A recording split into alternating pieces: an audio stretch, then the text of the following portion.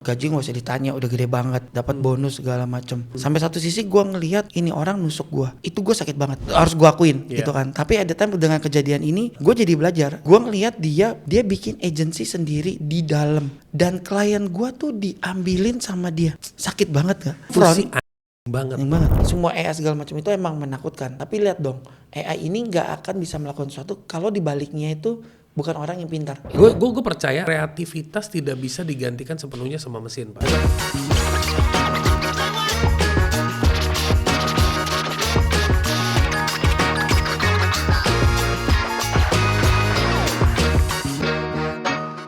Pernah nggak lo ngerasa dengan lo ngebangun sebuah culture di level itu, di level yang orang-orang lo kasih akses itu, instead of respecting you malah they take advantage of you, pernah nggak ngerasa? Udah.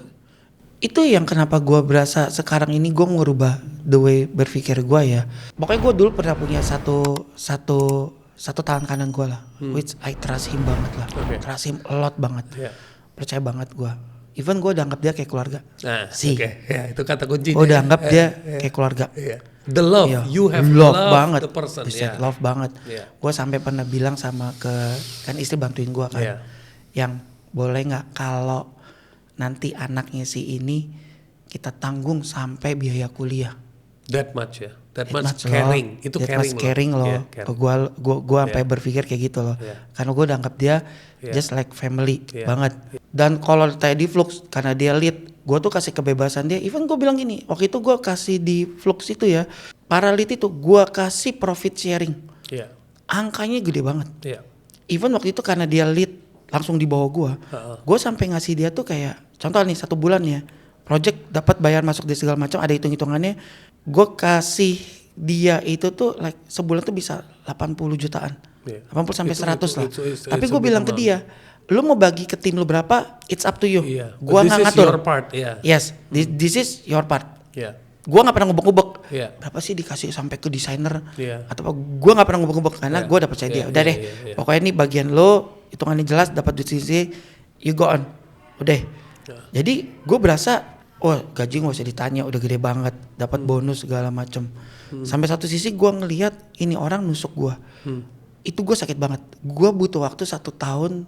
Mungkin sampai sekarang kalau ditanya pulih, gue belum terlalu pulih ya. Gitu kan. Kemarin gue sempat cerita ke Iis, tiba-tiba gue nangis. Makanya gue tadi cerita gue kadang takut, jangan sampai nangis gitu ya kan. Cuma karena gue lagi baik-baik aja, gue kuat. Kadang kalau lagi tidak baik-baik saja, gue ngebawa cerita ini, gue kadang bisa nangis. Gue belum terlalu pulih banget. Harus gue akuin gitu kan. Tapi ada time dengan kejadian ini, gue jadi belajar gitu kan. Gue ngelihat dia pada saat dia masih kerja sama gue, dia bikin agensi sendiri di dalam, dan klien gue tuh diambilin sama dia. Sakit banget gak? Even waktu itu pas gue konfront, banget. Gue harus keluarin kata-kata. Gue sakit banget waktu itu pas, gue inget banget. Pada saat pas dia ulang tahun, hari itu gue langsung, walaupun berat ya, gue panggil dia, gue konfront semua segala macam. You get out from my company. You get out. Itu kan, itu udah berat banget buat gue sih. Maksudnya kayak kejadiannya waktu itu gue, tapi kadang Tuhan baik ya. Maksudnya gini, lu percaya nggak percaya? Tuhan itu kadang ngejauhin orang-orang yang mau berbuat jahat sama lu. At the time lu berasa lu sakit banget, tapi lebih baik lu tahu lebih cepat dibanding terlalu lama. It is worse. Iya gitu loh. Ketika gue udah jauhin itu, pemulihan gue lumayan lama lah, sampai gue jadi semangat lagi buat bangun semuanya. Tapi at the time gue ketemunya gini. Ini yang terakhir gue tanya dia ya pas gue konfront, why you're doing that? Lu tau gak jawabannya apa? Oke. Dia bilang gini, kok aku gak berasa aku salah. Ibarat kata di dalam satu rumah ada pizza di meja ruang makan. Aku tahu Koko sebagai orang tua gak mau makan ini pizza nih. Ya gue makan. Tapi kan tetap biar gimana harus izin. Itu aturan rumah. Pizza rumah diizin kalau gue nggak mau makan. Itu berarti nggak punya tapi ethics. Karena dia nganggap kita udah seperti keluarga. Jadi karena dia udah tahu, ibaratnya gini, gue nggak perlu nanya lu, karena gue tahu lu pasti nggak akan makan kue ini. Kenapa gue nggak mau makan? Karena emang mungkin gue nggak suka aja, gitu kan dengan klien ini. Jadi diembat, dikerjain sendiri untuk kepentingan dia. Itu ethical. Itu gue masih ingat banget kata-katanya, kayak dia ngomong kayak nggak bersalah banget ya. Kita kan sama satu rumah. gue tahu nih ada pizza nih, lu nggak makan, gue makan, kita keluarga. At the time gue bilang fuck up lah sama keluarga, gue nggak mau lagi anggap karyawan gue sebagai keluarga. You just work for me, that's it. Gue bantu lu untuk berkembang, lu mau bagus, nggak mau yaudah fine. But no more gue anggap sebagai keluarga. Hampir semua kisah dari dulu, even in the Alkitab, in all kisah, yang orang yang betray kita adalah orang-orang yang you trust, yang you trust the most, ya kan? Jadi sesuatu yang gue udah di fase bro. If I trust someone, di kepala gue anytime this person can betray me, then that is the packet. Betul. That is the packet. Itu menghantui gue banget loh. Gue sih terus terang banget. Tapi jangan sampai lu jadi nggak trust. Jadi gini, trust the partner that I have. He has more experience than me. Dia manggil gue orangnya, dia bahas ke gue kayak gini. Gue tuh orangnya kalau percaya 100%, kalau nggak 0. Gue bilang lu ekstrim bro. Oh iya, gue banget tuh, all or nothing gue mah. Tatonya ada nih. Tapi gue bilang kalau gue start with 50% trust. Gue pribadinya begitu. Karena gue pernah di fase yang kayak lu, orang yang gue sayang banget, yang gue care banget, partner bisnis gue, nusuk gue, mending nusuk. Apa itu? Bedol desa ya. Jadi orang-orang gue dimbat semua. Sama itu juga. Jadi dari saat itu gue bilang if you trust someone, trust gradually. Tapi keep a check. Harus check and balance tuh jalan. Gue nggak tahu lu percaya apa enggak. At the end of the day, setiap orang itu punya greed. Iya, gue juga sempat merasa bersalah tuh ngapa? Apa karena gue kasih duit dia terlalu banyak ya? Jadi profit sharing itu, gue jadi berasa bersalah loh, Adang loh. Padahal maksud gue kan baik gitu ya kan. Maksudnya baik, tapi lu feeding greed kan. Jadi bikin jadi orangnya lebih greedy kan. Ada orang yang greed karena kurang, ada orang yang greed karena ketagihan. Ya kan kurang dia butuh kan. Jadi kan kalau kita ngomong, oh ada si A dia korupsi karena kurang, ada lagi korupsi karena enak. Nah itu beda. Kita kan nggak tahu ya tujuan kita kan baik gitu ya. Gue seneng gitu loh ngelihat dia bisa hidup lebih ini gitu kan. Tetapi ya bingung juga ya. Iya, tapi itu keseruan. Berarti lo naik satu level, bro. Naik satu level. Dari keluarga menjadi konsep, lo pakai konsep Godfather aja, bro. Kayaknya itu lebih cocok sekarang gitu ya kan. We all are family, but if you do something wrong, you die. Bener banget gitu loh. Sekarang gue begitu nih. Orang yang main-main sama gue, beberapa orang tuh lagi gue perkarain sampai gue bawa ke ranah hukum. Gue nggak mau lagi dikibulin.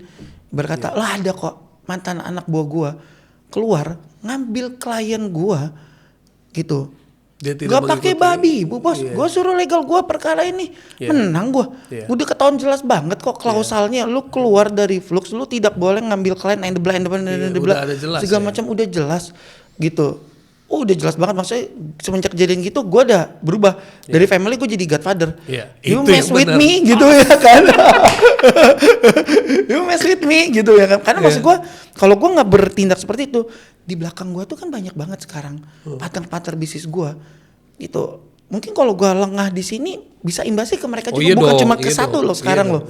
Sekarang impactnya di bawah gue kan banyak banget. Dan beban lu lebih berat lagi. Iya. Karena udah bawa gitu. Pertama client image, kedua trust dari partner, stakeholders.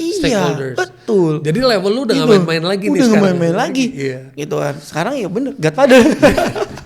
Apa yang lu lihat perubahan terbesar di industri kreatif selama lu udah berkecimpung selama 18 tahun? Minimal 1 atau 2 perubahan besar yang membuat lu harus beradaptasi gila-gilaan.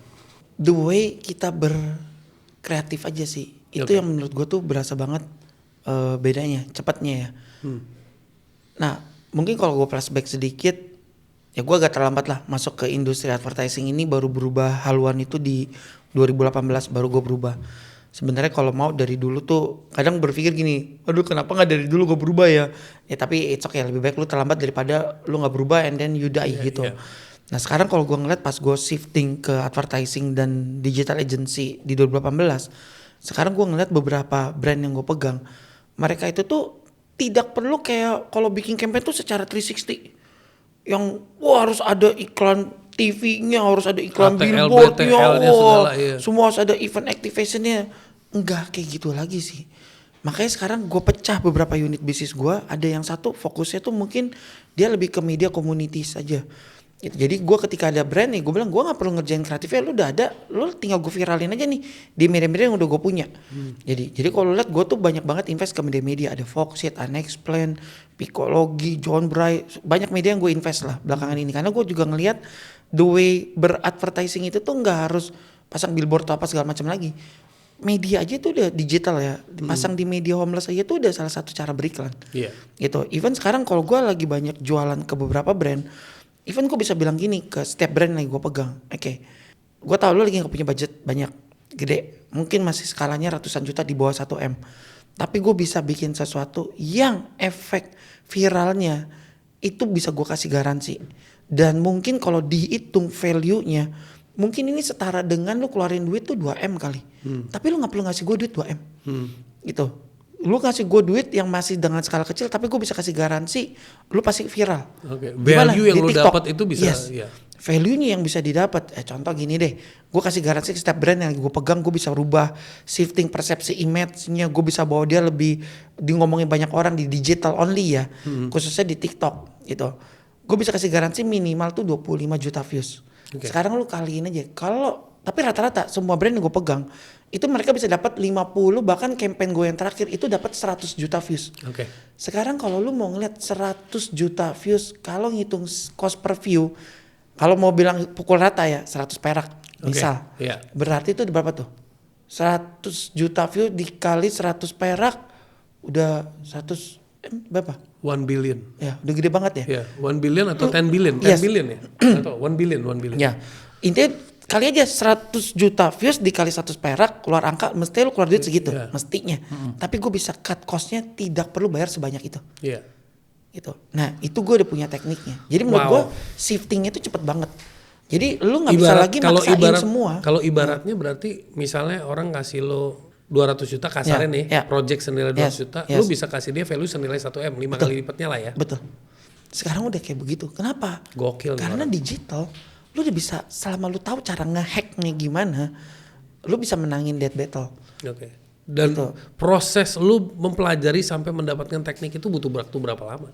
Setahun lah. Setahun lah. Sampai gue tahu oh nih celahnya kayak begini nih, udah gue shifting ke sana. Jadi gue sekarang selalu bilang ke klien, kalau lu emang nggak punya, karena kadang gini, kita nggak bisa maksain klien untuk bayar kita tuh tinggi terus. Ya kalau bisa ada klien bayar tinggi ya bagus. Tapi kalau lu nunggu harus ada yang gede, terus lu nggak doing something, ya lu bakal mati juga gitu aja nanti. Bener. Makanya otaknya mesti dipikir yang lain lagi, apa yang bisa gue jual nih. Oke, permasalahan dari klien adalah kan klien nggak punya budget banyak. Tapi yang udah dipastikan semua klien mau adalah dia pengen viral, dia pengen FYP. Bahkan itu yang gue kasih garansi ke mereka. Kalau lu nggak dapat 25 juta views, lu nggak usah bayar gue. Kalau gue bikinin konten buat TikTok lu nggak bisa dapat berapa juta views per bulan, lu juga nggak usah bayar gue. Gue sampai kasih garansi kayak gitu sih ke mereka. Kalau lu butuh 25 juta views, lu kontak dia. Kontaknya lewat link di bawah ini biar gue dapat komisi. Tapi keren. Begitu digital tuh hebatnya gitu. Nah, selama lu bisa nge-crack otak lu bisa nemuin caranya. Keren. Tapi itu butuh waktu setahun. Lo orang jangan ngarepin sebulan jadi. Ini aja udah 18 tahun butuh setahun lo. Ya. Oke, bro, selain itu art of pitching. How do you get customer so much? Gimana caranya customer tuh know you and get contact you, and art of pitchingnya juga gimana? Oke, ini yang gue pelajarin ya. Mungkin kalau orang ngeliat enak banget ya sekarang si Flux kliennya gede-gede, Telkomsel, BRI, beberapa bank gede-gede. Gue bangun bisnis ini 18 tahun. Nil, itu yang gak gampang loh. Bertahan sama 18 tahun ini bikin nama branding lu tuh dikenal sama banyak brand-brand gede. Dan rata-rata kebanyakan Fluxnya dapat klien itu dari mulut ke mulut. Si ini kenal sini, dia pindah ke sini, recommendation. Yes, gitu. Itu kan yang mungkin kalau sekarang banyak orang karbitan, oh ya udah gitu kan, dapat comot sana sini. Gue bangun ini dari 18 tahun. Reputationnya itu nggak bohong. Gitu. Nah itu ke satu, reputation berbicara sendiri. Terus kedua, lu nggak bisa cuma ngandalin reputation dong. Consistency. Yes, makanya gue juga lagi berusaha untuk bangun personal branding. Tujuannya ya buat memperbesar awareness gue lah. Makanya gue kejar-kejarin. Kalau lihat tiap hari Senin syuting, bikin konten, edit tiap hari upload. Itu salah satu way untuk gue bisa mengekspansi bisnis gue juga sih. Dan itu juga melatih creative thinking lo sih sebenarnya. Betul. Kan? Betul. Ya. Selama 18 tahun. Dan lu udah tahu ada shifting terjadi besar-besaran. Technology is developing, AI is coming in crazily. Maybe in the next 5 years, talent kreatif mungkin 50% gone. Bisa di take over sama engine. Ya. Lu gimana bisa menjadi sosok yang waras, bro, di dalam kegilaan ini gitu, bro. Ini susah sebenarnya sih, Neil. Gue juga berkali-kali tuh ada ketakutan kayak apakah ini bisnis bisa sustain atau enggak ke depannya. Karena terusan kalau lihat sekarang kan makin mengkhawatirkan nih. Gitu. Even lu mau bikin lagu aja udah ada AI yang bisa bikin lagu. Iya, bener. Cuma sekali klik doang. Iya. Lu mau bikin konten udah ada AI yang bisa bikin konten dalam sekali klik doang. Iya. Kadang gue ada ketakutan kayak anjir 10 tahun lagi nih bisnis masih bisa dibutuhkan sama orang atau enggak ya. Iya. Kadang gue takutnya ke situ. Tapi kalau gue mikir gini, yes. Ini semua AI segala macam itu emang menakutkan. Tapi lihat dong, AI ini nggak akan bisa melakukan sesuatu kalau dibaliknya itu bukan orang yang pintar. Jadi selama dia masih membutuhkan orang kreatif di baliknya, menurut gue masih aman. Oke. Gue percaya kreativitas tidak bisa digantikan sepenuhnya sama mesin, Pak. Betul. Karena gini, kreatif dalam bentuk gambar, image, video, itu akan bisa dibantu oleh mesin. Tapi soulnya itu nggak bisa dimasukin. Gue terus terang aja, kemarin gue bikin konten, ada gue dibantu pakai ChatGPT. Gue penasaran. Gue terus terang ya, idenya ChatGPT unbelievable banget. Gue sampai orang biasa ngeliat, gila nih dia bisa mikir ke situ loh. Contoh kontennya tau ngapa? Gue tanya dong ke dia, lu bikin gue konten tentang leadership segala macam yang paling mind blowing, yang paling kreatif, nggak pernah terpikirkan. Gue kasih promnya gitu. Dia ngasih bilang begini, ini kontennya. Waktu pas gue baca itu teksnya, wah gila. Gue yakin ini FYP nih. Dia bilang gini, bangun bisnis itu sama seperti mengedit film. Nggak pernah kepikiran kan? Gue tanya. Tapi dia mengenali karakter lu. Iya. Tunggu, maksudnya mengedit film gimana? Gue mau tahu. Gini, lu mengedit film, lu kan punya stok banyak. Nggak semua film kan harus lu masukin. Lu cut. Mana yang paling penting lu jadiin film, itu yang lu publish, lu pertontonan ke orang. Sama kayak bangun bisnis. Nggak perlu semuanya lu bawa. Gitu kan. Lu ambil part-part paling penting, habis itu udah. Itu cara lu run the business. Tapi bagi gue analoginya keren kan? Analoginya keren. Focus on what is interesting and important. Iya. Pas gue syuting, gue ada lihat semuanya nih, gue baca. Nggak FYP sih. Karena nggak muncul dari sini. Nggak muncul dari sini. Yes. Gitu kan. Tapi ketika konten yang gue buat dari personal ini gue, pengalaman gue. Tapi bagi gue konten ini kalau lihat skripnya gue lihat kan, ini biasa banget ya. Kayak, tapi itu yang bisa tembus 2 juta views gitu loh. Yang vibrasinya nggak bisa bohong. Kalau gue ngeliat gini, ini ilustrasi ya. Ilustrasi gini, kita sebagai chef. Bedanya chef sama AI, mungkin AI gini, bikin nasi goreng, AI bisa tahu nih, oh caranya lu pakai nasi segini, ada bumbu segini. Tapi AI nggak bisa ngerasain ini keasinan atau enggak. Dia hanya tahu teori. Chef tahu, gue keasinan nih. Artnya dapat deh. Waduh, kurang ada rasanya nih. Mungkin kalau bagi AI udah cukup nih, segini. Tapi kalau kita yang buat, kita tahu kan kayak, kayaknya gue kurang emosional di sini partnya, gue tambahin lagi partnya ini. Itu sih yang bikin beda sih. Jadi kalau di dunia neuro, machine is replacing the thinking part. Tapi ada kemungkinan they will replace the feeling. Sementara ini belum. Feelingnya masih di kita. Bener. Gitu. Itu yang gue pelajarin sih. Kalau lu cuma belajar kreatif tapi lu nggak mau menguasai sisi bisnis lu bakal stuck di situ-situ aja. Keren banget sekarang taraf hidupnya. Bagi gue itu satu kebanggaan. Gue bisa merubah hidupnya dia. Dapat working share ya. Bantu orang lain jadi kaya, lu pasti ikut kaya. Om Didi masuk. Dikirim orang gede beneran. Dikirim udah gede, badannya gede juga, namanya juga gede, duitnya juga gede. Percaya nggak percaya kalian kan dapetin something yang nggak pernah kalian bayangkan.